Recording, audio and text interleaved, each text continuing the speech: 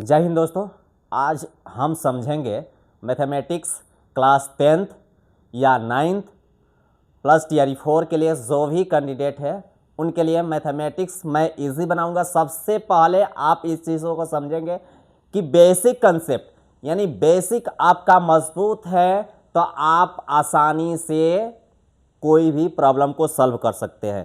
पहले आपका बेस ठीक होना चाहिए, ठीक है। तो सबसे पहले हम लोग चलेंगे वास्तविक संख्या में। चैप्टर हम लोग बात करेंगे वास्तविक संख्या। क्या है? वास्तविक संख्या। किसके बारे में बात करेंगे? वास्तविक संख्या की, ठीक है। सबसे पहले अगर बात करते तो वास्तविक संख्या में अगर देखें तो अंक क्या होता है तो आप जानते हैं कि 0 1 2 3 4 5 6 7 8 9 ये क्या होते हैं? अंक होते हैं। क्या होते हैं? अंक होते हैं। अंक कितने होते हैं?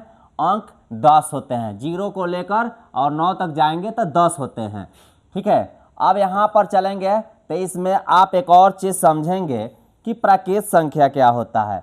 प्राकृत संख्या यानी नेचुरल नंबर की बात करें तो आप 1 2 3 4 5 6 डॉट डॉट इन्फिनिटिव यानी अनंत तक जाएंगे तो ये क्या होता है? आपका वास्तविक संख्या होता है, ठीक है। और ये चीज़ आप लोग जानते होंगे, ठीक है। ये चीज़ जानते होंगे और इस चीज़ को आप लोगों को ये नहीं है कि नहीं जानते, ये सारी चीज़ जानते हैं, लेकिन हम लोग बेस से शुरू कर रहे हैं। अब मैथमेटिक्स इजी तरीका से सारी चीज़ बताऊंगा, लाइन बाय लाइन सारे क्वेश्चन कराऊंगा। आप विश्वास कीजिए, मेरे साथ रहिए, आपका लाइव क्लास भी लूँगा और कंसेप्ट भी आपको मैं पूरी तरह से दूंगा, वो भी फ्री ऑफ कॉस्ट। और साथ में आपको फ्री ऑफ कॉस्ट क्या है? पीडीएफ भी प्रोवाइड कराऊंगा, ठीक है। और यह हम लोगों को टारगेट होगा 2027 का एग्ज़ाम हम लोग कवर करेंगे, ठीक है। अभी तो मैट्रिक एग्ज़ाम हो चुके हैं। 2027 के लिए जो भी बच्चे तैयारी कर रहे हैं तो प्लीज़ हमारे साथ आइए, मैं उनका 100% स्कोर कराऊंगा, ठीक है। चलिए अब उसके बाद में हम बात करें, प्राकृत संख्या हो गया। पूर्ण संख्या। पूर्ण संख्या 0 मिला दीजिएगा इसमें तो क्या हो जाएगा? पूर्ण संख्या हो जाता है। क्या हो जाता है? पूर्ण संख्या। क्या हो जाता है? पूर्ण संख्या, ठीक है। उसके बाद में हम बात करें कि सम संख्या क्या होता है। सम संख्या तो आप जानते हैं कि 2 4 6 8 है ना, 10 डॉट डॉट ये भी अनंत तक जाता है। ये क्या होगा? पूर्ण संख्या हो गया। क्या हो गया? पूर्ण संख्या। अब क्या, सॉरी, ये क्या हो गया? सम संख्या। विषम संख्या क्या होता है? विषम संख्या की बात करें तो 1 3 है ना, 5 7 9 डॉट डॉट ये क्या हो गया? विषम संख्या हो गया। क्या हो गया? विषम संख्या। अब बात करेंगे भाज्य संख्या। भाज्य संख्या क्या होता है तो सबसे छोटी भाज्य संख्या की बात करें तो 4 होगा। ये 2 सम संख्या में आता है, भाज्य संख्या नहीं है, भाज्य संख्या है। भाज्य संख्या 2 हो गया है ना, 6 हो गया, 8 हो गया, 9 भी भाज्य संख्या है। भाज्य संख्या क्या होता है तो वैसी संख्या जिसमें खुद और एक के अलावा किसी अन्य संख्या से भाग लग जाए, यानी स्वयं और एक के अलावा किसी अन्य संख्या से भाग लग जाए, वो भाज्य संख्या होता है, ठीक है। उसका 10 हो गया, 12 हो गया, डॉट डॉट करके इन्फिनिटिव तक ये भी जाएगा। अभाज्य संख्या क्या होता है? अभाज्य संख्या किसके बारे में बात करेंगे? अभाज्य संख्या। अभाज्य संख्या के जब बारे में हम बात करेंगे तो ये क्या हो गया? 2 हो गया, 5 हो गया, 7 हो गया, 11 हो गया, 13 हो गया है ना, 17 हो गया, 19 हो गया, डॉट डॉट करके इन्फिनिटिव तक जाएगा। ये चीज़ आप समझ गए, ठीक है। प्राकृत संख्या समझ गए हैं, पूर्ण संख्या, सम संख्या, भाज्य संख्या, अभाज्य संख्या। कंफर्म है? आप लोग इसको नोट डाउन कर लेंगे, ठीक है, क्योंकि ज़रूरत पड़ेगा। ऑब्जेक्टिव में सबसे ज़्यादा इसका ज़रूरत पड़ता है, ठीक है। अभी हम इसको क्या करेंगे? हटाएंगे, ठीक है। इन चीज़ों को आप लोग समझेंगे। उसके बाद हम बात करेंगे परमीय और अपरमीय संख्या की, ठीक है। परमीय और अपरमीय संख्या की क्या बात करेंगे?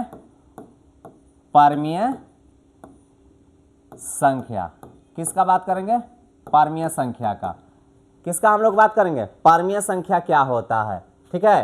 परमीय संख्या क्या होता है इसके बारे में हम लोग बात करेंगे।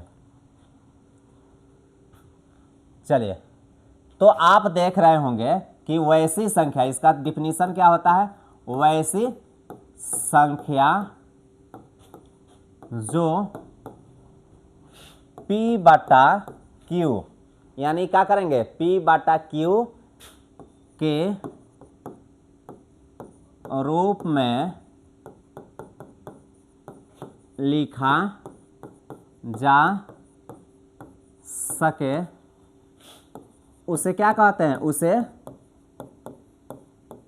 परमीय संख्या कहते हैं, उसे परमीय संख्या कहते हैं।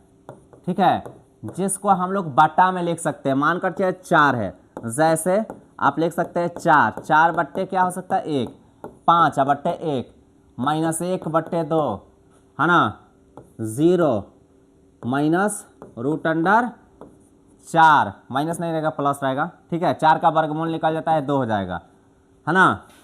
ये क्या हो गया आपका, ये क्या हो गया, परमीय संख्या हो गया। अगर रूट में है √3, अब आई 2√3, तो इससे इसको कैंसिल कर देंगे तो 1 ऊपर बच जाएगा, 2 नीचे, ये भी आपका क्या हो जाएगा, परमीय संख्या। ये क्या हो गया, परमीय संख्या। अब हम लोग बात करेंगे अपरमीय संख्या की। किसकी बात करेंगे, अपरमीय संख्या। ठीक है, किसकी बात करेंगे, अपरमीय संख्या। इन चीज़ों को आप कंसेप्ट बना लेंगे तो आसानी से सवालों को सॉल्व कर सकते हैं, बिल्कुल आसानी से सवाल को सॉल्व कर सकते हैं। ठीक है, अब हम बात करेंगे अपरिमेय, अपरिमेय संख्या।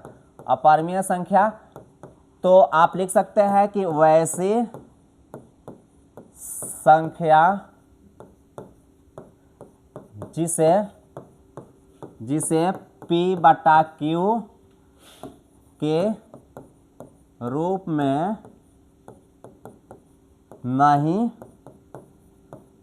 लिखा जा सकता है, उसे क्या कहते हैं, उसे अपरिमेय संख्या कहते हैं। क्या कहते हैं, अपरिमेय संख्या, अपरिमेय संख्या कहते हैं। ठीक है, इसको ध्यान से आप लोग नोट करेंगे। आज जो भी बच्चे हैं पूरा आप क्लास लीजिएगा, जितना होगा लाइन बाय लाइन मैं क्लास मैथमेटिक्स का करा दूंगा, उसके बाद में सभी का मैं रूटीन बना दूंगा। SST है या साइंस है या हिंदी है, संस्कृत है, सारी चीज़ों का लाइन बाय लाइन मैं चैप्टर वाइज कराऊंगा। इसलिए प्लीज़ आप लोग वीडियो को ज़्यादा से ज़्यादा शेयर कीजिएगा, लाइक कीजिएगा, अपने दोस्तों को बताइएगा, है ना, कि नौकरी तक 24 आपका बेहतरीन कंसेप्ट के साथ आपको सारे सॉल्यूशन कराएगा। ठीक है,